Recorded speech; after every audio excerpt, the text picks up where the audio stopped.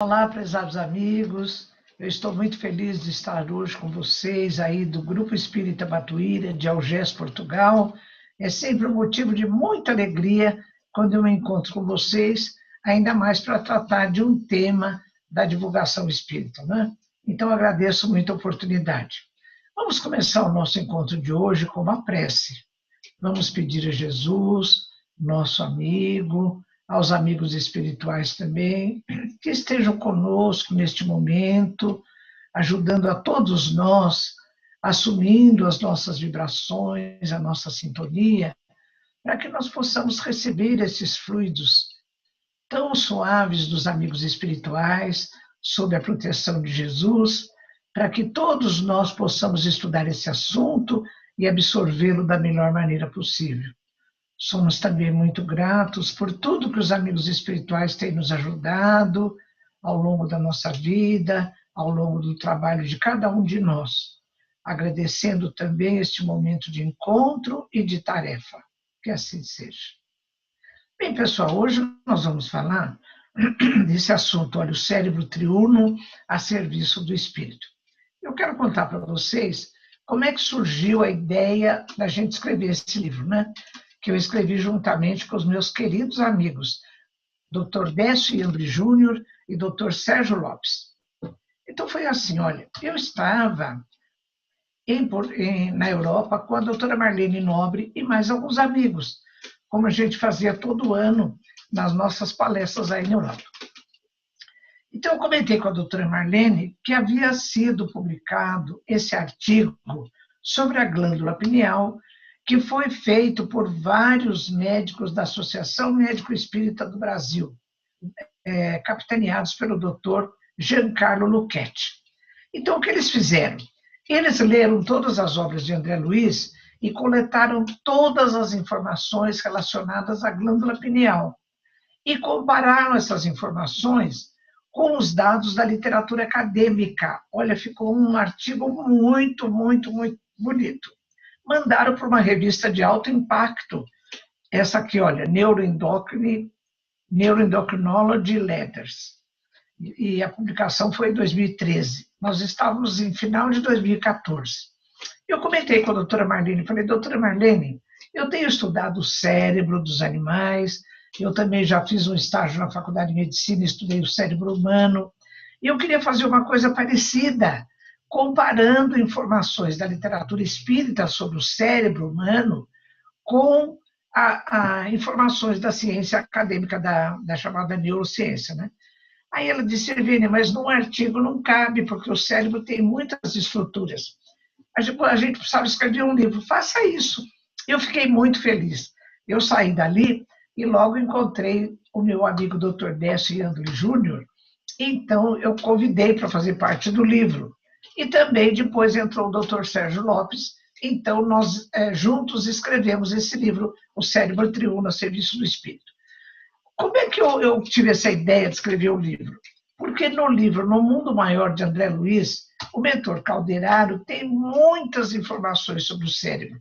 Especialmente no capítulo 3, ele fala uma coisa que é assim, que foi a motivação primeira para nós pensarmos em escrever esse livro. Ele diz assim, o cérebro é o órgão sagrado de manifestação da mente, em trânsito da animalidade primitiva para a espiritualidade humana. Ora, pessoal, é justamente o que eu faço na faculdade de veterinária.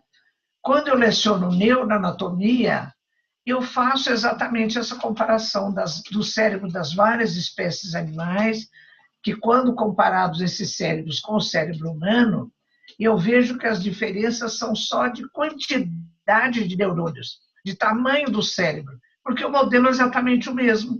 Então, o que eu observo lá na faculdade de veterinária, com os meus estudos, é exatamente o que o Calderaro disse no Mundo Maior, não é? Que o cérebro é o órgão sagrado de manifestação da mente, em trânsito da animalidade primitiva para a espiritualidade humana. Então, foi isso que eu conversei com a doutora Marlene.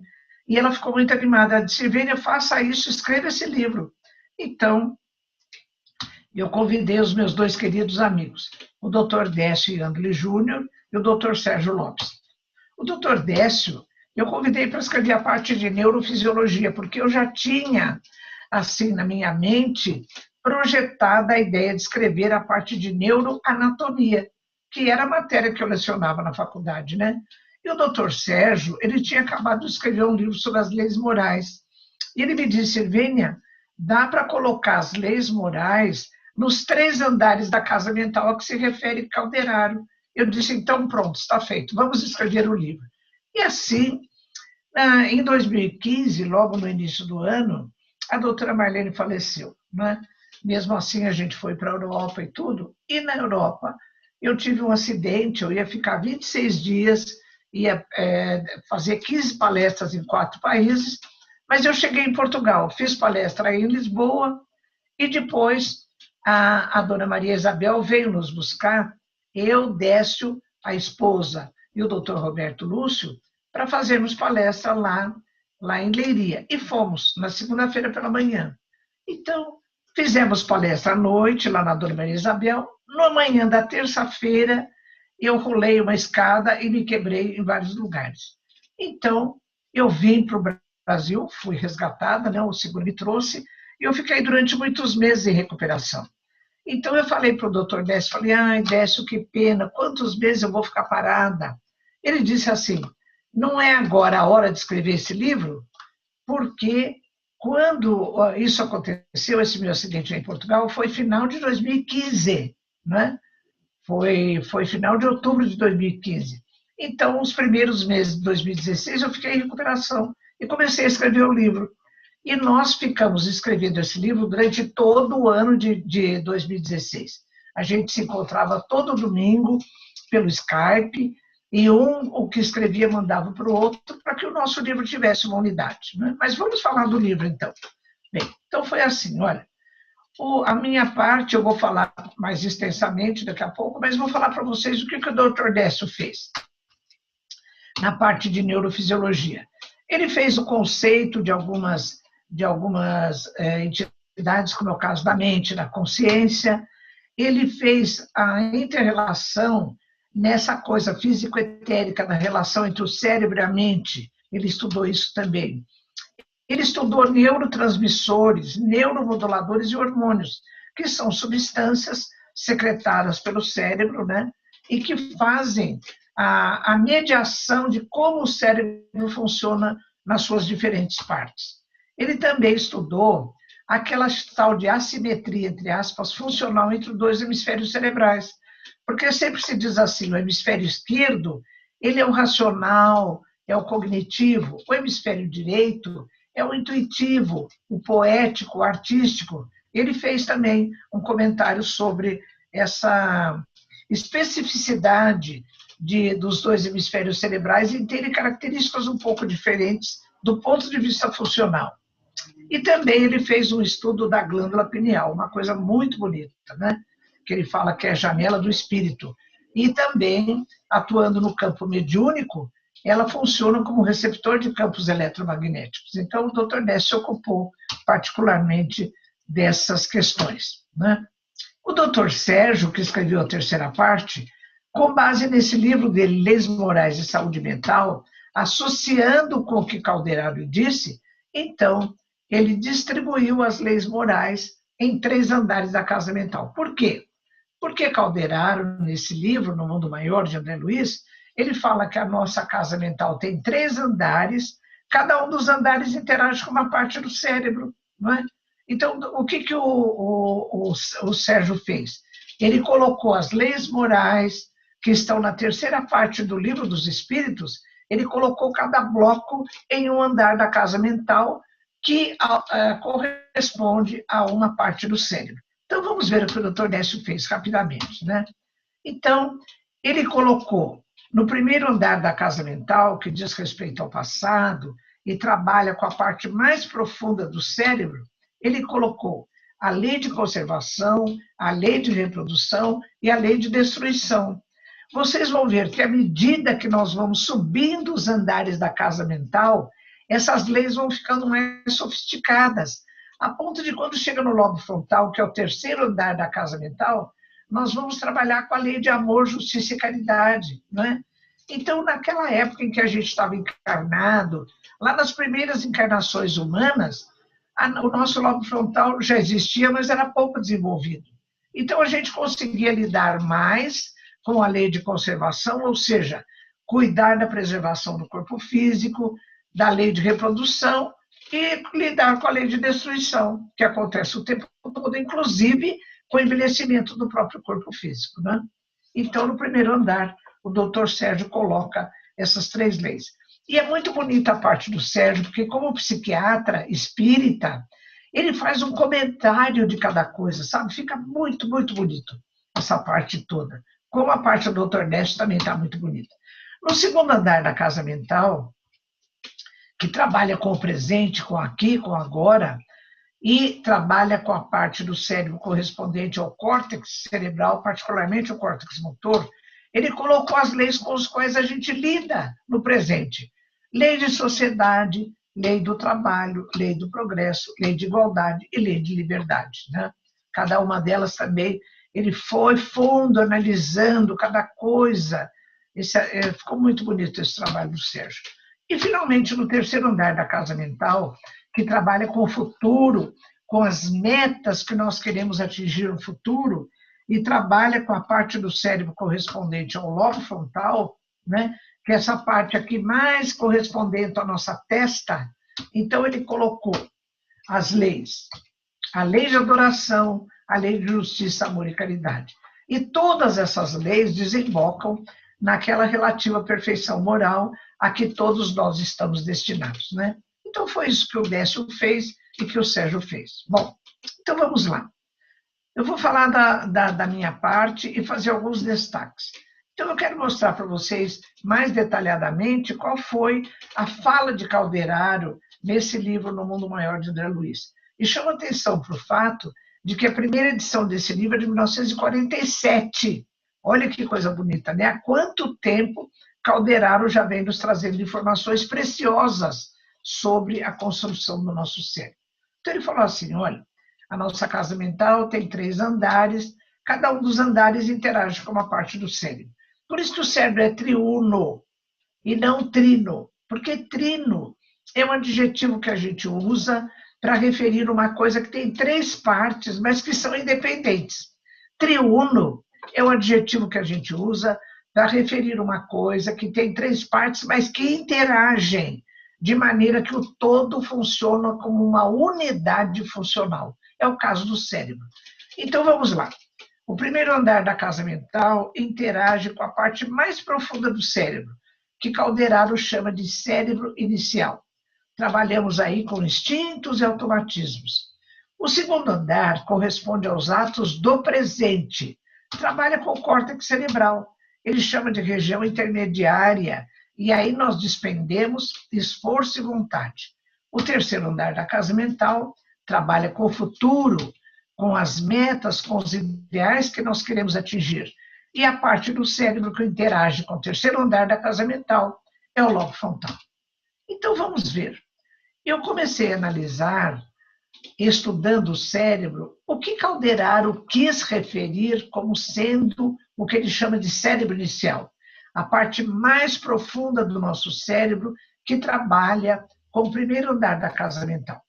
Então, eu entendi, na minha leitura, que o cérebro inicial, referido por Calderaro, contempla todas as estruturas do cérebro abaixo do córtex cerebral, que a gente chama de estruturas neurais subcorticais. Então, é tudo que existe no cérebro abaixo do córtex cerebral, que é aquela camada fina de substância cinzenta que reveste externamente os 2 hemisférios cerebrais. Então, quais são essas estruturas? Eu vou falar bem depressa para vocês, para quem não é da área, entender do que se trata. Mas só com a leitura do livro é que eu posso explicar cada uma, assim, bem explicadinho, né? Porque numa live eu não tenho tempo para isso. Então, vamos lá. O que vocês estão vendo aí é assim, a cabeça foi cortada no meio e vocês estão vendo essa parte aqui do lado direito por dentro, né? Então, a gente chama isso de encéfalo, que está dentro da nossa cabeça. O que nós temos aí? A chamada região talâmica ou tálamo, essa região bem central. É o tálamo ou região talâmica. Depois, o que mais que faz parte do cérebro inicial? Essa porção aqui, olha, o tronco encefálico que está abaixo do cerebelo. Então, olha, região talâmica ou tálamo, tronco encefálico, cerebelo. O que mais que faz parte do cérebro inicial?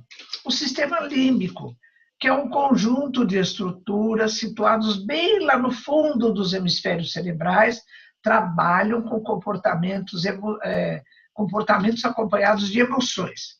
E faz parte ainda dessa estrutura os chamados núcleos da base, que são massas de substância cinzenta colocadas no fundo dos hemisférios cerebrais. Mas eu quero chamar a atenção para o fato de uma estrutura muito importante que faz parte da região talâmica. Qual é ela? A glândula pineal, que o Dr. Décio cuidou com muito detalhe na parte que ele descreveu nesse livro, O Cérebro, Triunfo e Evolução. Então, pessoal, do que eu entendi, Calderaro está chamando de cérebro inicial todo o conjunto dessas estruturas. Não é? Vou repetir: região talâmica ou tálamo, tronco encefálico, cerebelo, glândula pineal, que faz parte da região talâmica, sistema límbico e núcleos da base. Né? Então, esse é o cérebro inicial. Depois, a segunda parte, que ele chama de região intermediária, trabalha com o segundo andar da casa mental, corresponde a todo o córtex cerebral. Mas a todo o córtex, que é também chamado de neocórtex. Eu pus aí porque, se vocês encontrarem essa expressão córtex ou neocórtex, é a mesma coisa. Né? Não é exatamente a mesma coisa, mas aqui numa linguagem bem superficial, a gente pode considerar como sendo a mesma coisa. Então, olha, todas as áreas sensoriais, que são aquelas que recebem estímulos, e as áreas motoras, que são aquelas de onde partem os estímulos para o comportamento. Né? Então, eu considerei que são todas as áreas sensitivas e motoras do córtex cerebral. Eu estou mostrando aqui a face lateral do cérebro e a face medial por dentro. Então, é tudo isso menos o quê? A área pré-frontal. O que é a área pré-frontal? A porção mais anterior dos lobos frontais, que é chamada área pré-frontal. Por que eu tirei essa parte? Porque é ela que interage com o terceiro andar da casa mental. Não é? Então, num resumo bem simples, é isso que eu entendi que Calderaro fala em relação ao primeiro, segundo e terceiro andar da casa mental. Em relação ao terceiro andar da casa mental, eu vou mostrar para vocês. Por que eu não pus todos os lobos frontais, como Calderaro disse? Porque quando eu estudei o lobo frontal, eu aprendi que ele tem 3 porções. Essa parte vermelha é uma região motora. Aqui, essa parte aqui em cor de laranja, é uma área que está relacionada, é uma área motora também relacionada com a expressão da linguagem falada e da linguagem escrita. Então, essas duas partes, tanto a vermelha quanto essa cor de laranja, fazem parte do segundo andar da casa mental. E do terceiro andar da casa mental, é essa aqui, olha, que está em azul, é chamada área pré-frontal. Trabalha com funções cognitivas, tudo que é da intelectualidade, o aprendizado, memória, associação de ideias, planejamento de ações futuras, o indivíduo entender o que está acontecendo, tudo isso é trabalho da área pré-frontal. Né? Então, vamos lá. Pronto, já fizemos a leitura das 3 partes do cérebro que interagem com cada um dos andares da casa mental.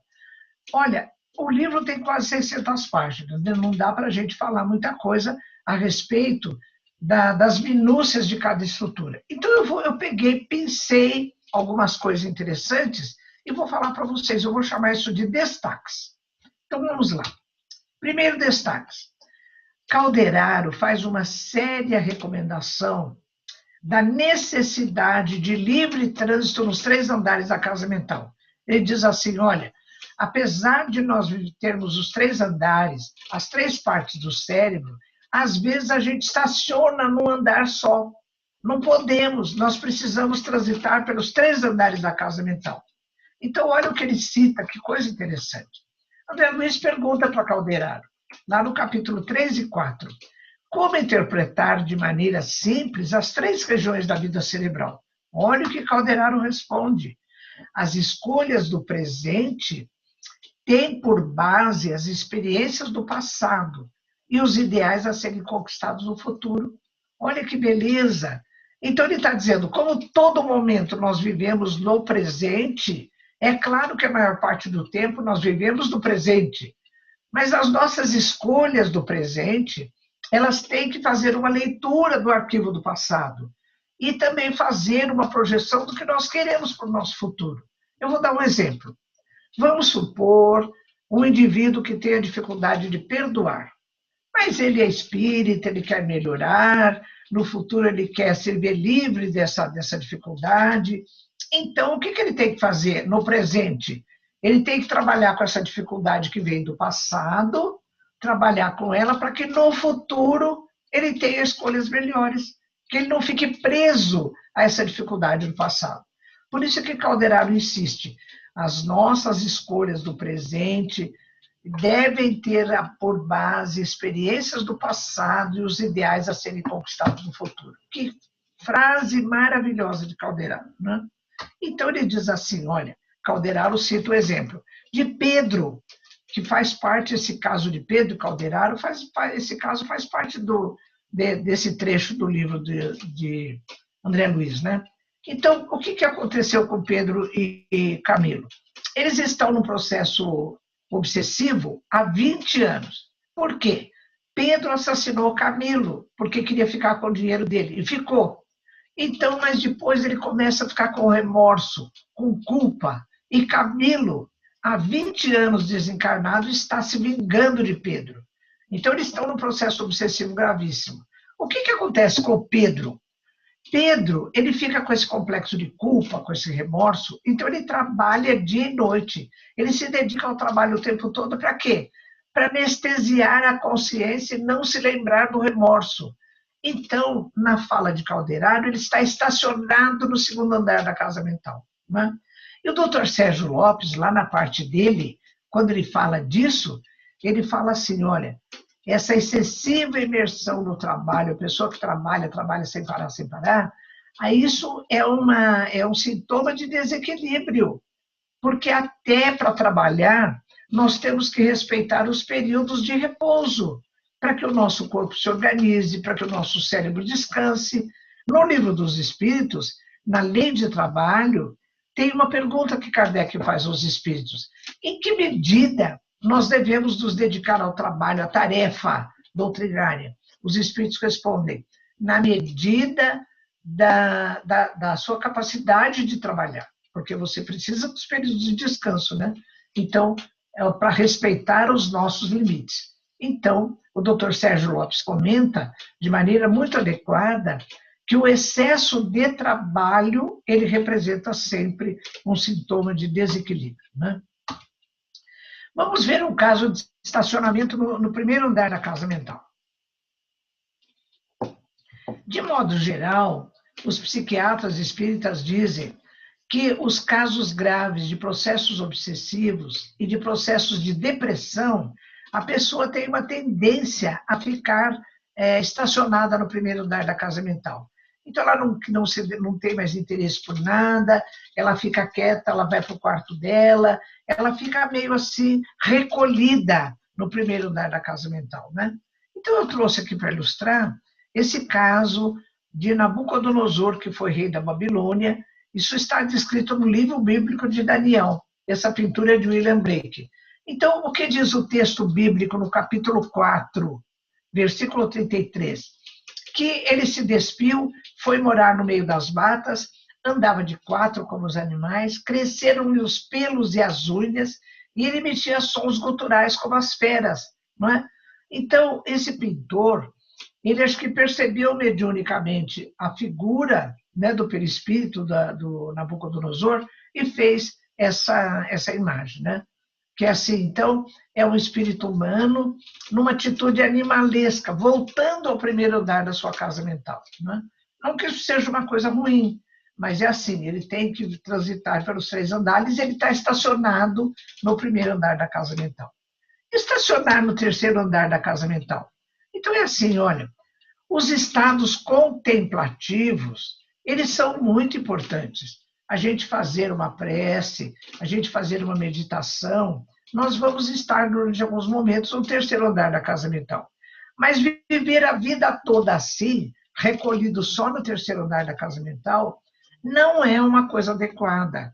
Olha o que tem no Evangelho segundo o Espiritismo de Kardec, capítulo 17, item 10. O homem que vivesse isolado não teria como exercer a caridade, somente no contato com semelhantes, nas lutas mais penosas, ele encontra ocasião de praticá-la. Então, aqui, pessoal, nessa fala de Kardec, no Evangelho segundo o Espiritismo, está a lei do trabalho, a lei de sociedade, não é? Porque você tem que conviver com as pessoas, para essa oportunidade do convívio social, porque nós somos seres sociais, é que nós vamos ter a oportunidade de exercer a caridade. Quando a gente vai no Livro dos Espíritos, e Kardec pergunta, em que sentido Jesus entende a caridade? Os Espíritos respondem, benevolência para com todos, indulgência para com as faltas alheias, perdão das ofensas. Olha, 3 itens magníficos para nós exercermos a nossa lei de sociedade. Benevolência, indulgência e perdão. Não é? Então, pelo menos com benevolência, nós temos que tratar as nossas escolhas do presente. Não é? Então, vamos fazer um esforço para transitarmos pelos 3 andares da nossa casa mental, porque é uma recomendação severa, insistente de Calderaro nesse livro. Olha o que Chico Xavier diz a respeito do presente, do passado e do futuro. Ontem passado, amanhã futuro, hoje é o agora. Ontem já foi, amanhã será, hoje é. Depois ele continua. Ontem tivemos a experiência adquirida. Amanhã enfrentaremos lutas novas. Hoje, porém, é a nossa hora de fazer e de construir. Por quê? As nossas escolhas são feitas aqui e agora no presente, não é? Devem ter por base as experiências do passado e visar as nossas metas do futuro.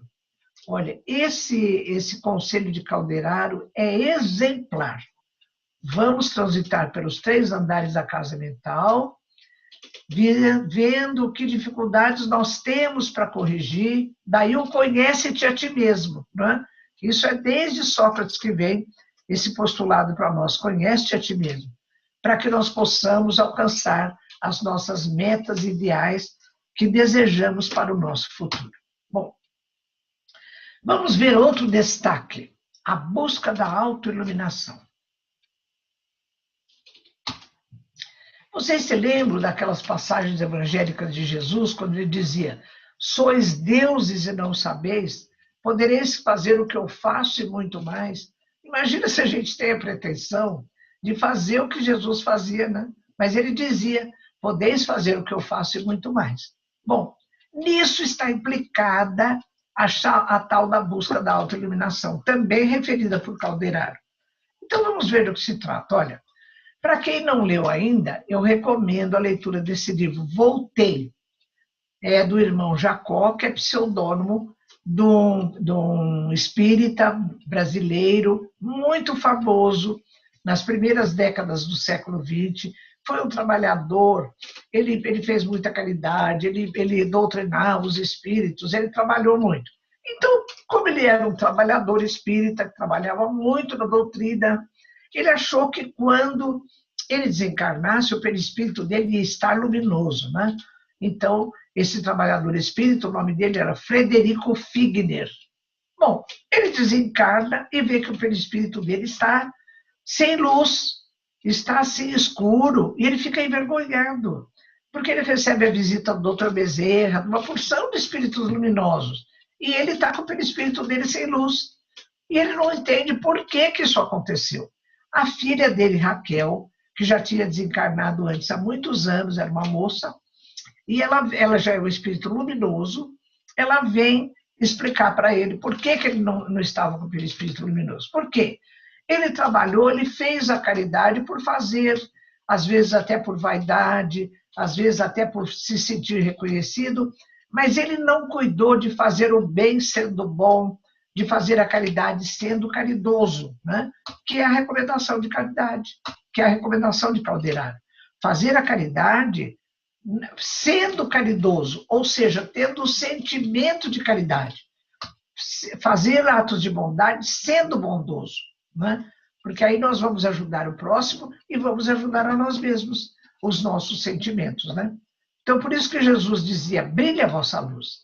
Olha, tem uma página de Emmanuel, nesse livro Caminho, Verdade e Vida, no capítulo 76, que fala da necessidade da autoiluminação. Vou mostrar para vocês. Nem sempre os seguidores do Cristo compreendem esse grande imperativo da iluminação própria. Esmagadora porcentagem de aprendizes permanece atenta à edificação dos outros, menosprezando o ensejo de alcançar os bens supremos para si. É muito difícil encontrar oportunidade entre gratificações da existência humana, porquanto o recurso bendito da autoiluminação se esconde muitas vezes dos obstáculos, perplexidades e sombras do caminho. Então, pessoal, quando a gente estiver fazendo alguma tarefa doutrinária a serviço do bem em nome de Jesus, a serviço da doutrina espírita, nós não devemos buscar o aplauso das pessoas, o reconhecimento, porque isso já, então, no Evangelho mesmo está dito, você já teve a sua recompensa. Nós temos que, ao fazer a tarefa doutrinária, buscar a nossa própria autoiluminação. Aquilo que nós falamos, quem está ouvindo, a pessoa que está primeiro ouvindo, é a gente mesmo. Eu estou falando isso para vocês, a primeira pessoa que está ouvindo sou eu mesma. Então, eu tenho que incorporar esse ensinamento, não é? E cuidar, portanto, cada um cuidar da sua própria autoiluminação. É uma recomendação de Calderaro. Outro destaque. Uma pergunta que a gente faz, olha, se existem 3 andares da casa mental, né, a mente e as 3 partes do cérebro, a mente vai se ligar em que parte do cérebro? Será que é naquele cérebro lá embaixo, o cérebro inicial? Será que é no córtex cerebral? Ou será que é no lobo frontal? A gente fica assim motivado a achar que é no lobo frontal, né? Porque o lobo frontal vai trabalhar com aquelas leis morais mais sofisticadas. Então, por que a mente iria se ligar lá embaixo, que trabalha com lei de conservação, lei de destruição, e a outra lei de conservação, lei de destruição, lei de reprodução, não é? Mas é aí mesmo que a mente se liga. A mente se liga no cérebro inicial, ou seja, na porção mais profunda do nosso aparelho neural, do nosso cérebro, né? Então, eu vou lembrar para vocês as estruturas, né? Olha, tem a pineal, lembra da região talâmica, a glândula pineal, que eu coloquei aqui, deixa eu ver se tem. A glândula pineal, o cerebelo, o tronco encefálico, e mais aquelas 2 partes, o sistema límbico e os núcleos da base. Bom, eu vou falar de algumas estruturas. Uma delas, que a gente não pode deixar de lado, é a glândula pineal, né? A glândula pineal, René Descartes, aquele grande filósofo lá do século XVII, da chamada Revolução Científica, ele já falava que a pineal é a glândula, é a sede da alma. Meu Deus, eu fico pensando de onde essa criatura tirou essa informação, se não foi por via mediúnica, não é? Porque ele não tinha nada, nenhum instrumento, nenhum aparelho de estudo do cérebro para chegar a essa afirmativa de que a glândula pineal é a sede da alma, né? Hoje em dia, nós espíritas sabemos que isso é verdade, né? A pineal, ela não só ela é um elemento importante de ligação do nosso próprio espírito, como também no fenômeno mediúnico, como o Dr. Best explicou na parte dele, ela tem receptores eletromagnéticos que captam campo eletromagnético de outra mente, né? Então, a glândula pineal começa essa coisa aí com esses dizeres de Descartes, né? De que a glândula pineal é a sede da alma. Bom, então vamos ver lá, a glândula pineal. O que diz André Luiz? Aliás, eu recomendo fortemente a leitura daquele artigo, lembra que eu coloquei logo no início da palestra? que médicos da Associação Médico Espírita do Brasil escreveram, registrando todas as informações de André Luiz, das obras dele todas, sobre a glândula pineal e comparando com dados da literatura acadêmica. Então, em Missionários da Luz, cuja primeira edição é de 1945, no capítulo 2, André Luiz diz assim, olha, a glândula pineal é a glândula da vida mental, é poderosa usina ligada à mente através de princípios eletromagnéticos. Olha, ele já está dizendo que a mente está ligada à glândula pineal, se liga à glândula pineal. Olha, Missionários da Luz, capítulo 2. Vamos para frente. Em outra obra de André Luiz, Evolução em Dois Mundos, no capítulo 13, e a primeira edição desse livro é de 1958. Olha o que ele diz. O centro coronário, lembra dos centros de força? O centro coronário, aquele que se liga ao alto da nossa cabeça, possui no tálamo, lembra da região talâmica? Vasto sistema de governança do espírito. Então, é essa região talâmica. Lembra que eu mostrei para vocês? Bem lá no meio de cada hemisfério cerebral. Então, é assim. O espírito, através da reflexão no centro coronário, ele manda as ordens do espírito para o cérebro através do tálamo. Aí é que ele faz vasto sistema de governança do espírito sobre o cérebro. Né? Ainda em Obreiros da Vida Eterna, outra obra de André Luiz, quando ele fala do desencarne, em Evolução em Dois Mundos, no capítulo 17, ao falar de sono e desprendimento, ele fala de ligações da mente com o tronco encefálico. Lembra daquela estrutura abaixo do cerebelo? É lá. Vamos ver. Ele diz assim, a ligação do espírito, ele refere em relação à chamada fossa romboide. O que é a fossa romboide? Olha, eu mostrei para vocês o tronco encefálico, esse aqui, lembra? Então, aqui tem a região talâmica, aqui a glândula pineal, então, o tronco encefálico e aqui o cerebelo. Entre o tronco encefálico e o cerebelo, tem uma cavidade, vocês estão vendo aqui, olha, uma cavidade cheia de líquor. Aqui, olha. Essa aqui, a chamada é o quarto ventrículo, cheio de líquor. O assoalho do quarto ventrículo, que é a parte mais superficial, mais de cima do tronco encefálico, é a fossa romboide. Então, André Luiz está dizendo nesses dois livros da ligação do espírito com a fossa romboide, ou seja, com o tronco encefálico. Né? Olha quanta estrutura do cérebro inicial tem ligação com a mente. Né? E ele explica isso bem explicadinho. E quando eu procurei na literatura acadêmica alguma informação sobre isso, eu encontrei esse livro, O Mistério da Mente, de Penfield. Tem uma edição aqui da Universidade de São Paulo, que é de 1983. Penfield, ele é anterior, é da década de 50, 60, 70, né? Esse livro, O Mistério da Mente, capítulo 5, olha o que ele diz. O indispensável substrato da consciência localiza-se fora do córtex cerebral.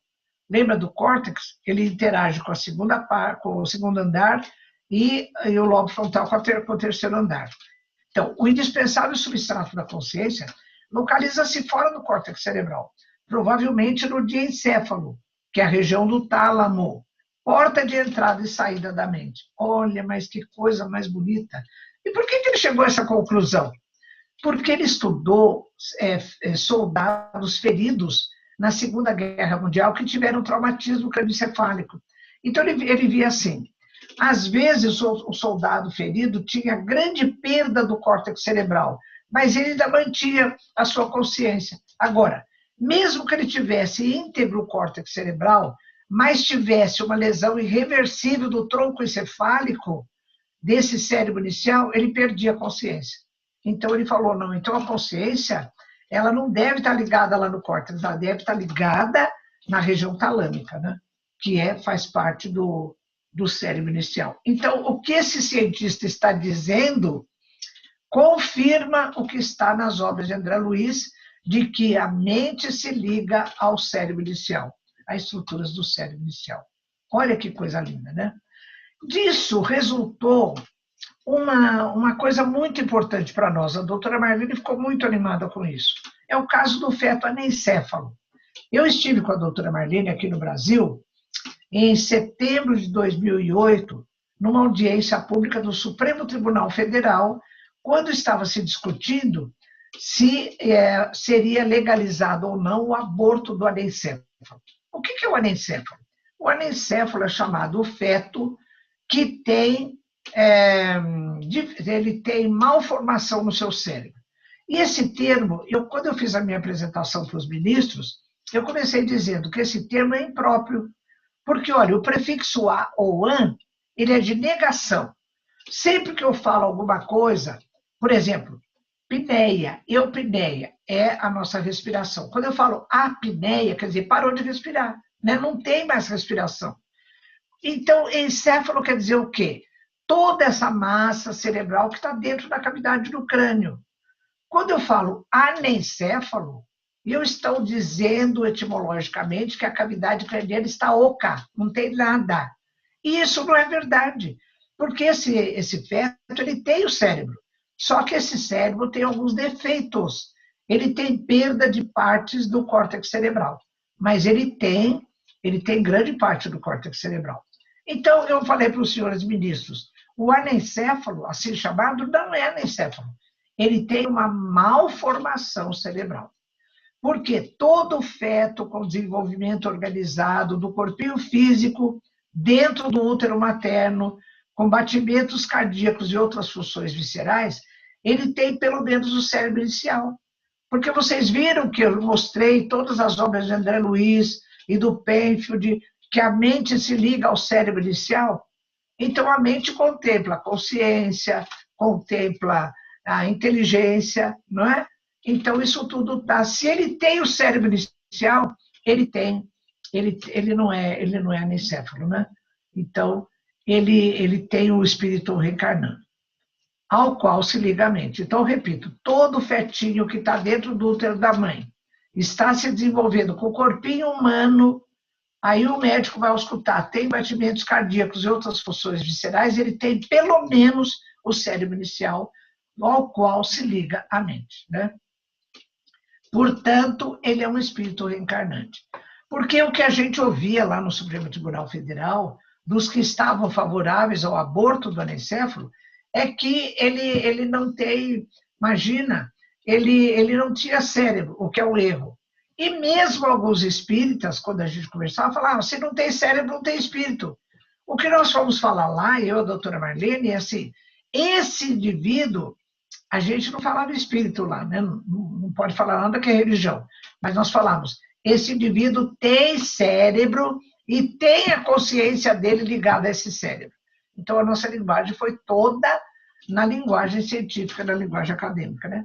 Mas não adiantou muito, né? Porque os ministros votaram favoravelmente e aqui no Brasil é legalizado o aborto do anencéfalo, infelizmente, né?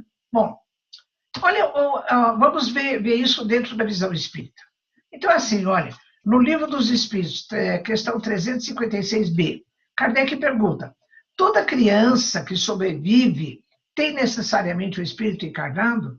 Olha a resposta dos espíritos. O que seria ela sem o espírito? Não seria um ser humano. Então, voltamos àquele conceito inicial. Quando o fetinho está se desenvolvendo dentro do útero da mãe, com o corpinho humano, ele tem um espírito encarnado ali, né? Porque o espírito dele é que organiza a manifestação do corpinho dele. Bom, a doutora Marlene Nobre, na Folha Espírita, que é o jornal que ela edita aqui até hoje, né, mesmo após o desencarne dela, de número 368, ela faz um artigo sobre o feto anencéfalo na visão espírita. Então, ela diz assim, os corpos para os quais poderíamos afirmar que nenhum espírito estaria destinado seriam dos fetos teratológicos, monstruosos, que não têm nenhuma aparência humana, nem órgãos em funcionamento. Às vezes a gente ouve relato, então a pessoa foi operada e tinha uma massa de vários tecidos, tinha tecido muscular, tinha tecido ósseo, tinha cabelo, toda aquela massa disforme, esse não tem espírito, mas quando é um corpinho humano, formadinho com batimento cardíaco, tem espírito reencarnante, né? Então, é o caso do feto anencéfalo. E de onde a doutora Marlene tirou essa informação? Na 136b do Livro dos Espíritos, Porque Kardec pergunta novamente o assunto. O que seria o nosso corpo se não tivesse alma? Olha a resposta. Uma massa de carne sem inteligência. Tudo o que quiseres, menos um homem. Não é? Então, é com muita saudade que eu me lembro desse dia em que eu estive lá com a doutora Marlene. Essa senhora que está entre nós é a dona Cacilda. Foi um caso muito emblemático que teve aqui no Brasil, de uma menininha chamada Marcela. E a dona Cacilda era a mãe da Marcela. Marcela era considerada uma criança anencefala, né? E ela viveu mais de 2 anos e não morreu de anencefalia. Ela foi sugar a mamadeira e ela aspirou leite dentro do pulmão e teve uma pneumonia. Ela morreu de pneumonia. Ela tinha acabado de desencarnar, a dona Cacilda foi lá também fazer o depoimento dela, né? Então, eu me lembro com muita saudade desse dia. Olha a doutora Marlene, que luta dessa mulher a favor da vida, contra o aborto, contra a eutanásia, contra a pena de morte, contra o suicídio, né? Então, nós tivemos o privilégio de conviver com essa criatura durante muitos anos. E eu tenho a foto dela bem aqui na frente do meu computador. Bem, então, para terminar o último bloco, eu quero falar para vocês, já falei no início, que à medida que nós vamos subindo os andares da nossa casa mental, nós vamos lidando com as leis morais mais sofisticadas. Então, eu quero falar, nesse segmento final, do relacionamento dos lobos frontais e a sua conexão com a moral. Então, vamos lá. Então, eu coloquei aí o lobo frontal, mas você já sabe que a parte mais anterior dos lobos frontais, a chamada área pré-frontal, que trabalha com as funções cognitivas, né? Então, Calderaro, nesse livro No Mundo Maior de André Luiz, ele diz assim, olha, nos lobos frontais, silenciosos ainda para a investigação científica do mundo, ele está dizendo isso em 1947. Olha que coisa impressionante, até hoje. Tem informações que Calderaro deu que a ciência ainda não alcançou. Então, vou repetir. Nos lobos frontais, silenciosos ainda para a investigação científica do mundo, jazem materiais de ordem sublime que conquistaremos gradualmente no esforço de ascensão, representando a parte mais nobre de nosso organismo divino em evolução. Olha que coisa bonita, né? Então, quando a gente fala em moral, lá no Livro dos Espíritos, na questão 629, Kardec pergunta: que significado devemos dar à moral? Os Espíritos respondem: a moral é a regra da boa conduta e é a distinção entre o bem e o mal. E, portanto, conhecendo o bem e conhecendo o mal, nós podemos fazer opção pelo bem. Então, a nossa moral, ela representa a escolha de fazer o bem e para o bem de todos. Por exemplo, um caso em que está sugerido o aborto. Alguém perguntou para o feto se é bom para ele ser abortado? Então, tudo que nós escolhermos, que diz respeito à moral, tem que visar o bem de todos os indivíduos implicados naquele contexto, né? Olha que conceito maravilhoso de moral. Fazer o bem e para o bem de todos. Bom, tem muitos trabalhos científicos mostrando o relacionamento do trabalho do lobo frontal com as nossas questões morais. Eu vou citar um deles só, porque eu não tenho tempo para muita coisa. Então, vamos lá. Esse nosso amigo que eu estou mostrando para vocês é o Dr. João Ascenso. Ele já esteve aí em Portugal em tarefas com a doutora Marlene. Então, ele publicou um artigo na revista aqui da Associação Médico Espírita, que se chama Saúde da Alma, de 2010. Olha como se chama o trabalho dele. Esse Dr. João Ascenso, ele fez doutorado dele no Rio de Janeiro com um neurocientista muito famoso, Dr. Jorge Moll.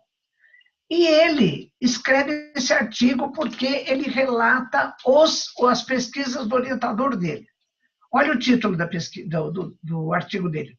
Evidências da neurociência cognitiva provam a tese de Calderaro, proposta no livro O Mundo Maior de André Luiz. Ele está dizendo que o trabalho do orientador dele, que não era espírita, nunca leu um livro de Kardec, nunca leu um livro de André Luiz, todo o trabalho do orientador dele, Dr. Jorge Moll, confirma essa tese de Calderaro que está no livro No Mundo Maior, né? Então, o doutor Jorge Bon, ele que foi orientador do doutorado do João, o João agora está fazendo o pós-doc nos Estados Unidos. Ele era diretor do Centro de Pesquisas em Neurociência Cognitiva, nessa rede aqui, ó, chamada LabsDor, né? E ele trabalhava com ressonância magnética funcional do cérebro, com dilemas morais. Então, o que ele fazia? Ele punha o indivíduo lá naquele tubo de ressonância magnética funcional e ele dava para ele um dilema moral. Ele dizia assim, através do fone de ouvido: olha, você estacionou o seu carro num lugar que não podia. Aí vem o guarda e ele quer multar você. Você vai escolher duas opções. Ou você dá um dinheiro para o guarda e o guarda faz que não viu e você vai embora. Então, essa é uma opção. Segunda opção, você reconhece que errou, pede desculpas e paga a multa. Então, era assim. Quando ele fazia a primeira opção, escolhia a primeira opção, que era de dar uma gorjeta para o guarda e ir embora, ele marcava áreas muito profundas do cérebro. Agora, quando ele tinha uma atitude nobre de reconhecer que errou, de pedir desculpas e pagar a multa, marcava a área frontal. Até eu pus aqui para vocês verem, olha, tá vendo? Marcava a área pré-frontal. Por quê?